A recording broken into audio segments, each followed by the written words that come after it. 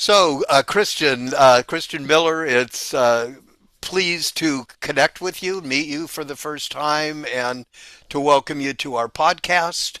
I want to get into your new book, which we'll talk about, The Honesty Crisis. Uh, but you were kind enough to send me just a little introduction about you, which I'm just going to read for our audience. So this is what you said to me. Uh, you said, I live in Winston-Salem, North Carolina, with my amazing wife and three children. I have been incredibly fortunate to spend the last 20 years at Wake Forest University, where I am now the A.C. Reed Professor of Philosophy. My research primarily has to do with virtue and moral character. And for 10 years, I was the leader of the Character Project and the Honesty Project, two of the largest research projects in the world on these topics. So we got a lot to get into. I'm pleased to have you. Obviously, we want to talk about your most recent book, which is full title is The Honesty Crisis: Preserving Our Most Treasured Virtue in an Increasingly Dishonest World. So, before I get into the book, I always ask my guests a little bit about their origin story. A little bit, hey, how did you first become interested in these broad topics in this field of interest in your life and in the world? Yeah, first of all, thank you for having me on the show. It's great to see you, and I really appreciate this opportunity to talk about some of my work. I think the answer to that goes back a couple decades. I was working on other topics in philosophy and kind of got burned out on them. I said what I wanted to say. I was looking for something new to tackle, and I really got interested in the field of virtue and character within ethics. I'm a philosopher, so in the philosophy of ethics and morality, one issue is just virtue and character. And do they exist? What does it mean to be a virtuous person? How good are people? How can we grow and become better as people? And so that's where I started about 20 years ago, reading a lot of philosophy of virtue and also psychology, psychological research, probing the question of whether people are mostly virtuous, mostly vicious, or somewhere in between. From there, it kind of unfolded, and I think we'll get into it in a little bit more with the projects that I developed. But fast forward 20 years later, and here I am now with this book called The Honesty Crisis. And I'll say that this about that, why honesty in particular. When I was thinking about virtue and character, I quickly discovered that not many people were paying attention to the particular virtue of honesty. It was a neglected virtue. It was underappreciated amongst my fellow academics. So I thought, well, this has got to change. This is not good. We've got to do something about this. And I really wanted to drive more attention to the study of honesty, both at the academic level and at the popular level, because I was worried about ways in which honesty was eroding and under pressure today. And that's what led me ultimately to write this book called The Honesty Crisis. Interesting. Well, I want to get into the specifics, but I was particularly interested in the concept itself and the entities of study that went into both honesty and character. You say a little bit Yeah. about the projects. It got major funding and really was, as you say, the first in-depth, study of these things. How did that come about? Yeah. So, for sure. So first it was character. I led something called the Character Project for 5 years, thanks to about 6 million in funding from the John Templeton Foundation and other Templeton foundations. And that came about because I was doing a lot of research on character at a time where it was a really hot topic. People were getting really interested in it in the world of philosophy and psychology, interdisciplinary research in particular. And Templeton was looking for someone to lead a new initiative in this area. In particular, what they were interested in was funding new scholars, young scholars who had innovative ideas that hadn't been explored very much, and trying to advance their careers and get those ideas out there into the academic space. So, for the Character Project, we ended up funding 28 scholars all over the world for new research products on the philosophy, psychology, and theology of character. We also ran about 5 conferences, two summer seminar. We edited a volume. I wrote multiple books. So we did all kinds of really cool stuff to kind of push the field of character studies forward. And then just to more briefly on honesty, after we had done the character project, a couple of years went by, and I was, thinking about what I wanted to do next. And that's when I had that idea that, what virtues out there are not getting enough attention, what are getting neglected, and honesty bubbled up right away in my mind. I said, not only do I want to do research on it, but I want to, similar to the character product, support other scholars and getting them to do more work. So we received a $4.4 million grant from the Templeton Foundation for the Honesty Project, which ended up doing the same kind of things, funding researchers, 16 researchers all over the world in philosophy and psychology of honesty. So philosophy projects are more conceptual, more abstract.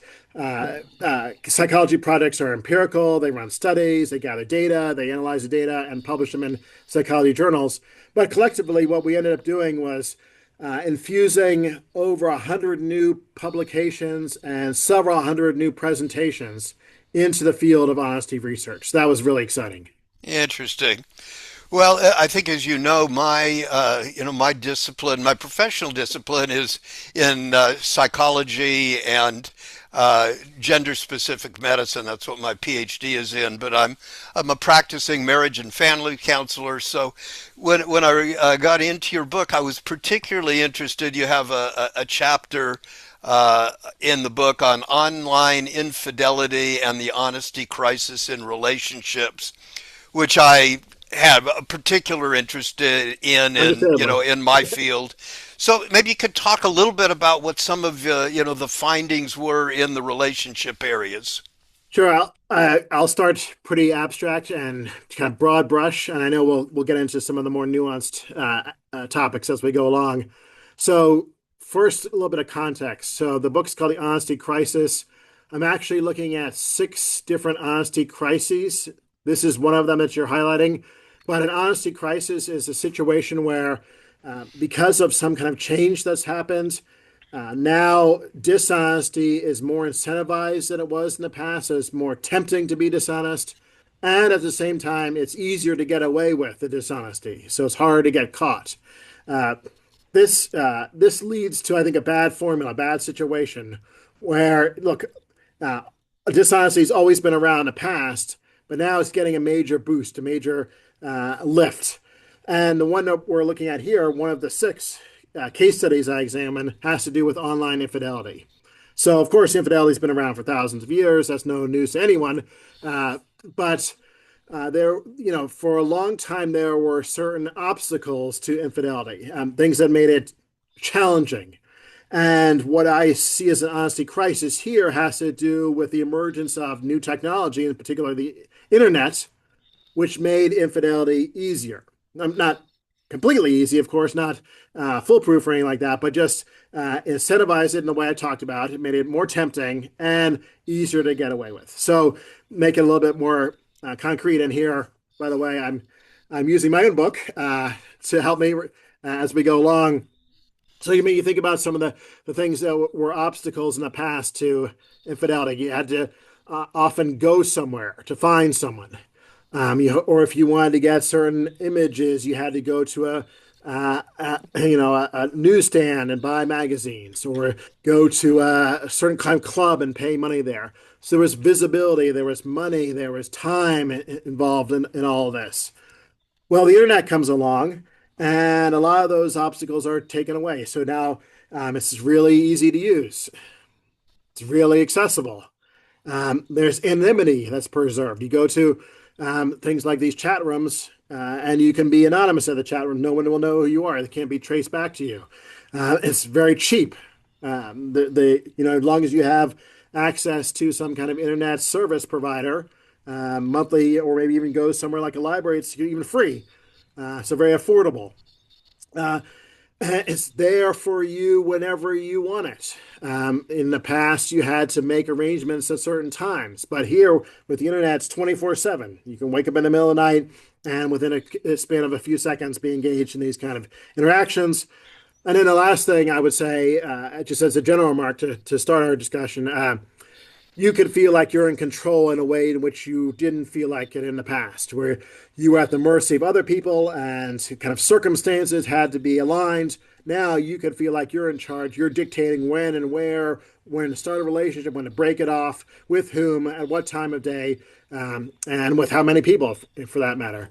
So all of these factors feed into what I'm seeing as this honesty crisis having to do with online infidelity. And the ones now stop.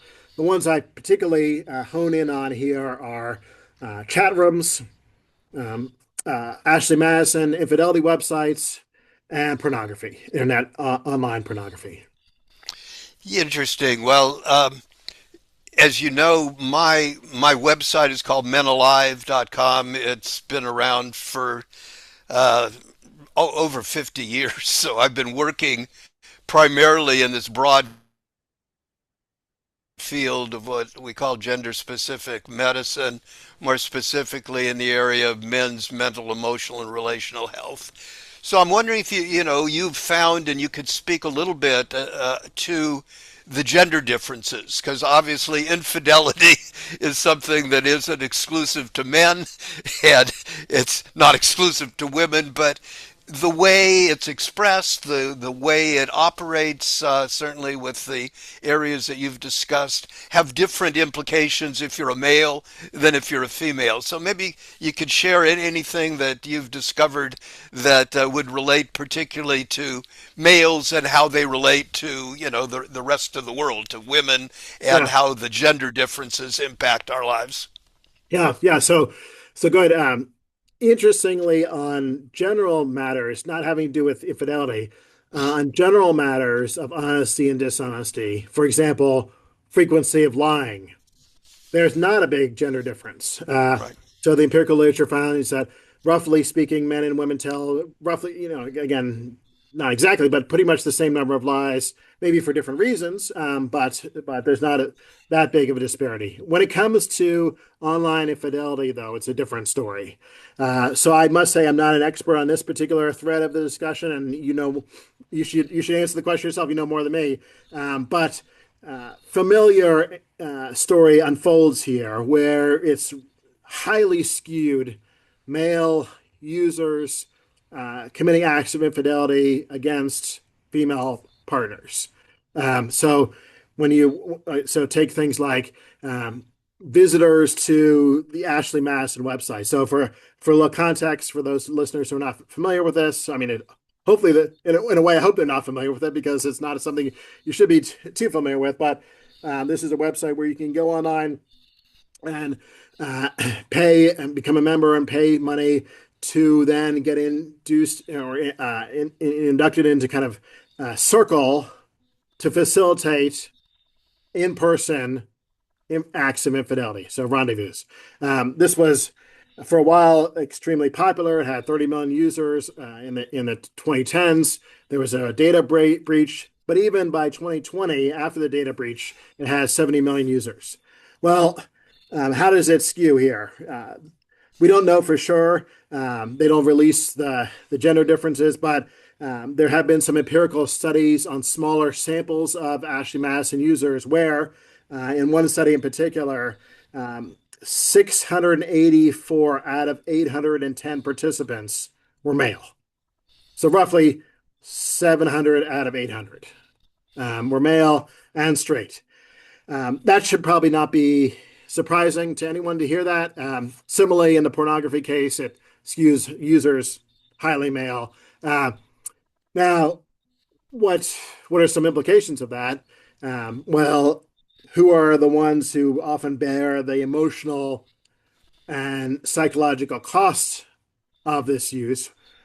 Well, you could say both parties, but the costs are different. But there's no doubt that women, when cases where this is a relationship and the male is the user, there's no doubt that in a relationship where it's a female partner, she's going to bear a lot of the emotional costs if she finds out.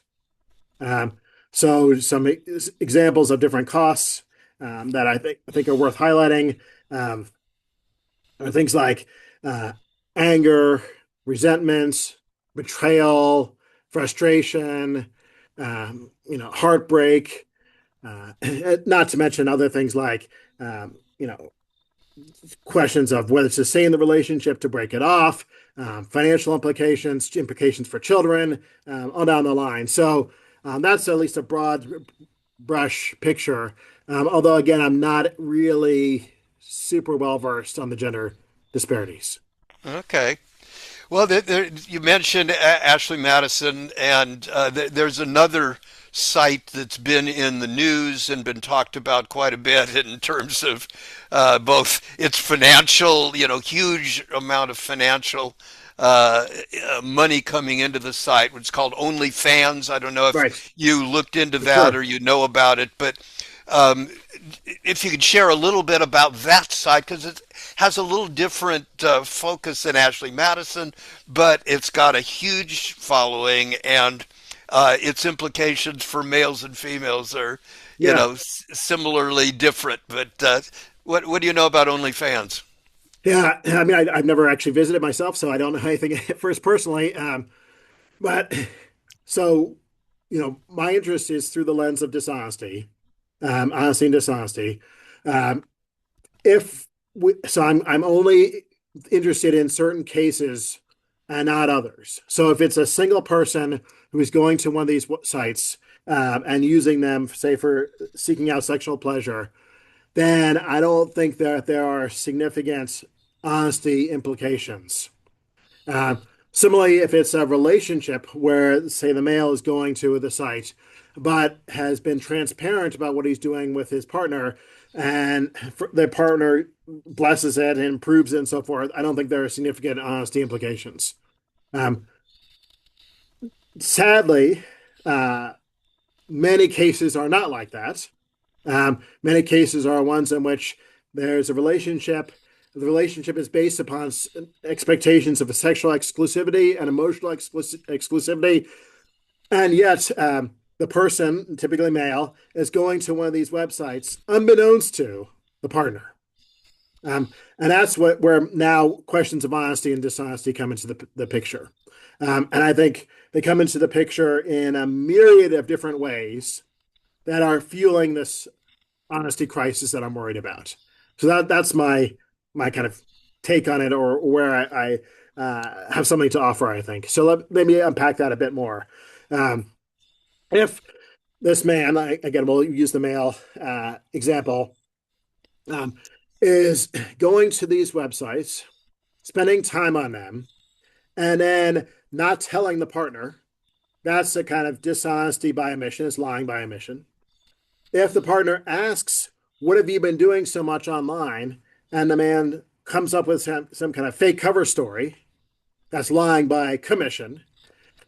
If the man in public condemns these kind of sites and says, these are terrible, we shouldn't have them, people who are going to them are, not being faithful to their partners, then that's a kind of dishonesty by hypocrisy. They're being hypocritical.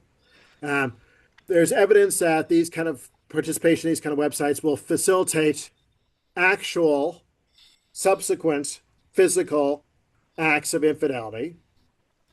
Well, that's again a form of dishonesty. That's cheating.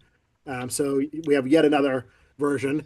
If the man takes active steps to deceive and cover his trail by erasing memory on the computer, or getting a fake credit card, I mean, additional credit card he keeps secret for the bill, and this kind of thing, that's deceptive dishonesty, acts of deception.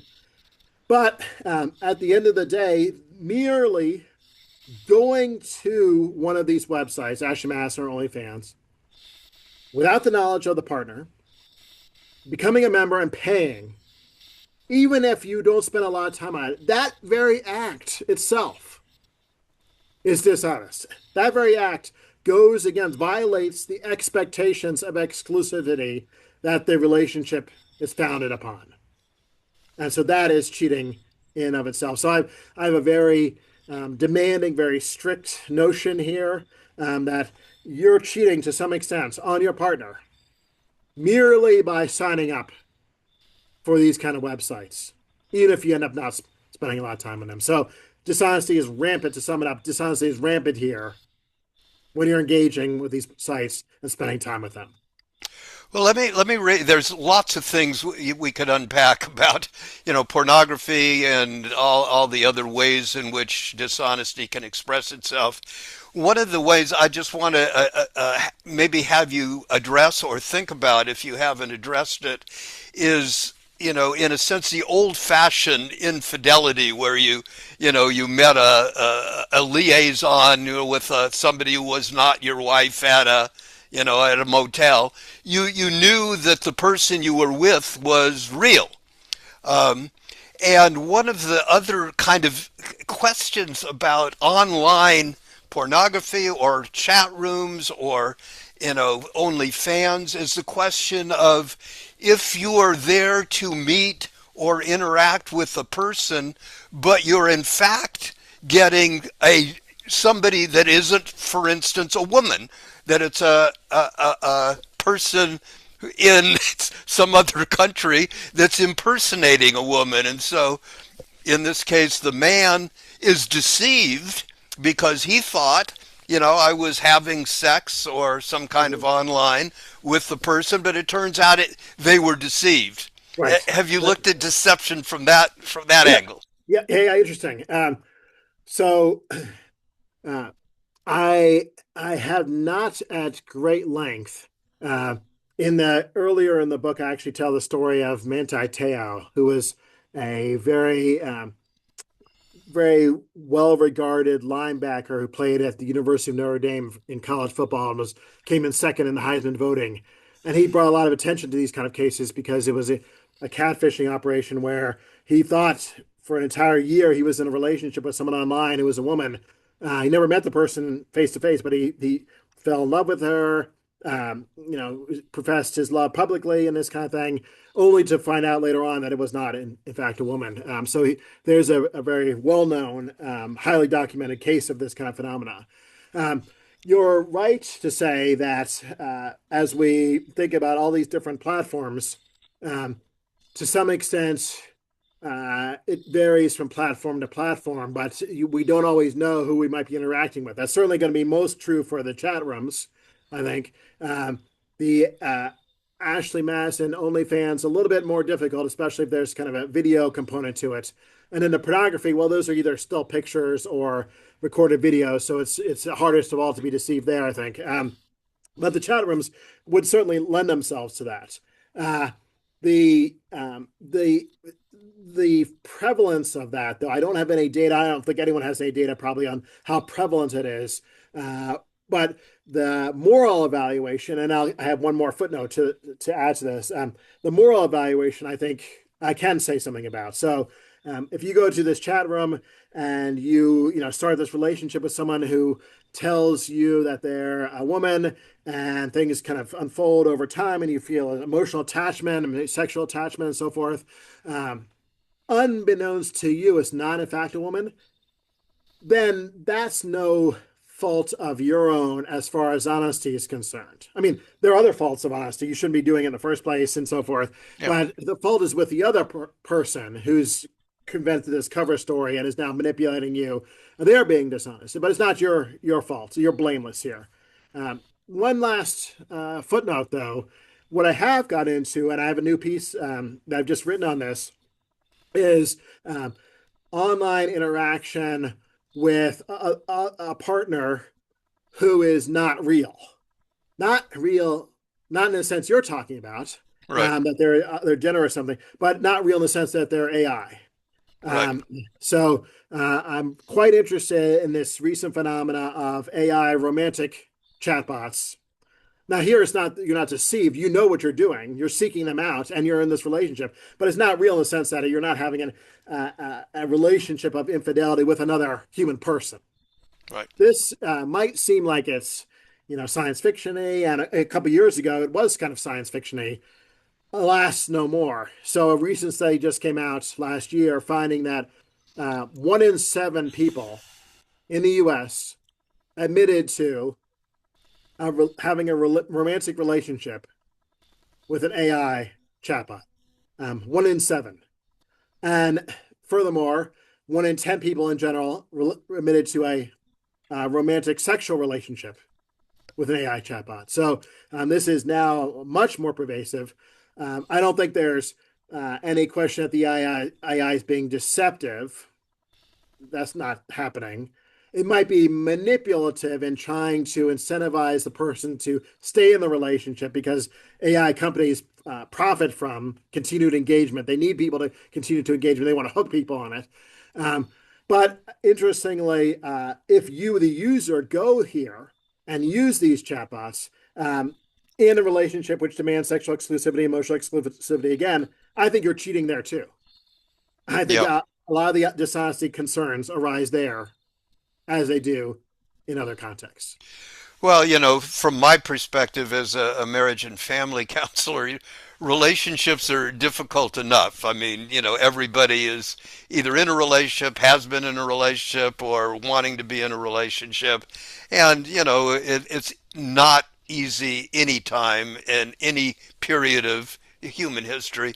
But now with all the issues that you're talking about with online issues, it becomes even more difficult. So, one question, I just ask you specifically about relationship area and human relationships. Is there hope for us to get back or to get past the deceptive aspects of it, to be able to get back to some area of security that we can trust who we are in Yeah. relationship, that relationships can be more trustworthy, or is this kind of an indicator of things to come that are really going to keep getting worse? You would again probably know better than me. I'm of two minds about this. I think there are some concrete things that can be done to help slow down this crisis. Um, However, I do feel like it's just accelerating, and slowing down is not stopping. It's just kind of putting the brakes on a bit to the train that's just heading barreling along. So let me say a few things that are, I think, give us some basis for hope. So on the AI and some of the pornography and this kind of thing, I am hopeful that there could be legislative interventions that might do some good.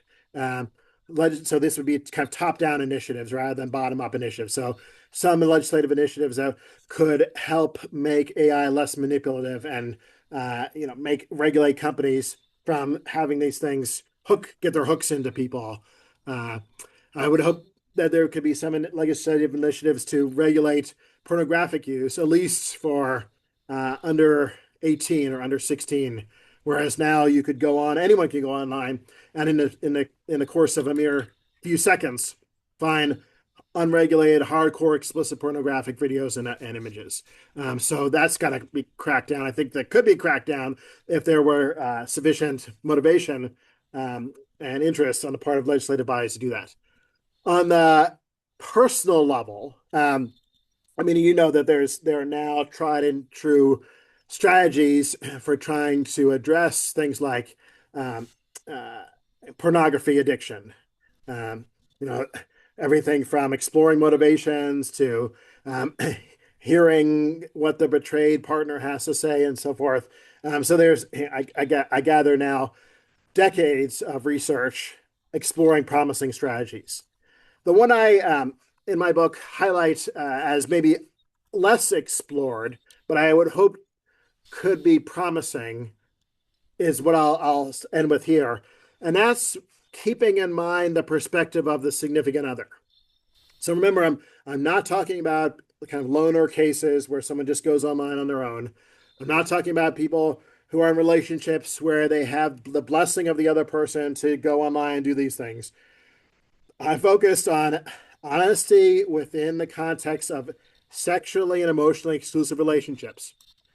And here, what I offer, with some empirical backing, is taking very seriously the perspective of the loved one. Um, so, uh, you might be tempted to go to this chat room or tempted to sign up for Ashley Madison or OnlyFans. But I would recommend is think about before you do that, what the other person in your relationship might feel if they discovered that you were going to do this. Uh, I suspect it's not going to be positive. I suspect that other person is going to feel anything from anger and frustration to betrayal and heartbreak. Powerful negative emotions. And if you're in this relationship with this other person and you still care about them, it should matter to you that they feel these things. And it would do emotional damage to them. And that would do emotional damage to you if you knew that it would do emotional damage to them. So that can motivate someone to not go down these paths because they still care about their significant other and they don't want to see them harmed. Now, this might sound very pie in the sky, very, though that, that sounds so nice, but it's actually backed up by empirical research. So in the chapter, I review a study in particular, which found bringing people into the lab, they could simulate some of these situations and move the needle on whether people were willing or interested in pursuing extracurricular sexual activity. And they found that it did move the needle, did prevent that from happening to some extent. So that's what I would suggest. This is kind of empathy. This is empathetic Right. mindset, taking up the perspective of another person, in this case, someone you care about, and using that rather than abstract arguments or data or philosophy or anything like that, which tends to not change people's behavior very much. Emotional appeals can change people's behavior. And I would hope that this would make a difference. Well, I hope so too. And, I think your book can be very helpful not only for the relationship area, but the broader areas. You said this, we've kind of focused on one of a number of the major topics. And I guess the final thing I would just put out is something I thought about in reading your book is that um, honesty not only, helps relationships work better and helps human relationships in all areas work better. But when we look at, as an evolutionary trained psychologist that looks at humanity as a whole, it seems to me that, a slip towards dishonesty in all our areas of life, it doesn't bode well for humanity as a whole. Because humanity and any life that stays around for millions of years is predicated on, being tuned into the realities that you're surrounded with. And if we have lost touch with, our honest connections to the world, it Mhm. just makes me wonder about, how humanity as a whole is going to do. So, all we can do is kind of deal with the areas that we have in front of us and that our areas of study can be. But I found your book to be very helpful for all of these areas, and I hope people will hear and learn about it. I'd like to just be sure you share both where people can get the book. I presume it's available everywhere that people buy books, but also a little bit about how people can be in touch with you and your work and more about the ongoing studies that you're doing. Sure. Thank you. So a quick comment on your last Yeah. observation, and then I'll talk about that. So in the final chapter of the book, uh, readers can find a pretty detailed discussion of those themes. I'm quite invested in the importance of honesty. You might read the book and say, okay, honesty is eroding, so what? But I think it matters a lot, and rightly, not just at the individual level, but it matters for relationships, and then as a society as a whole. If honesty erodes, our society is going to be much worse off. So I think we should care about it at a number of levels: the individual, the didactic, social, and then relational level, and then the social level as a whole. And I'm just going to echo what you said and say there are many strong reasons for why we should care about honesty. As far as the book's concerned, yes, it's available in all the usual places, whether it's big places like Amazon or your local, online bookstore or something like that. So I don't think it'll be too hard to find a copy. As far as connecting with me, I have a website called Christian B. Miller. Christian B as in boy, Miller, all one word. I'm also at the Wake Forest University Department of Philosophy, so you can visit our website there, find my email address, and if you're in the area, you can always say hello. But the best way to find out more about what I'm doing is to see my website or connect on social media, Instagram, LinkedIn, all the usual places at Character Gap. Character Gap, one word.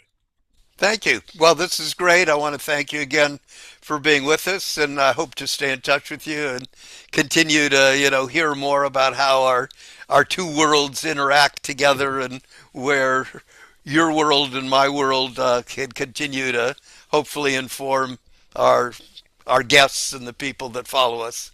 Thank you so much for having me on the show. I really enjoyed our conversation. You're very welcome. Look forward to staying in touch.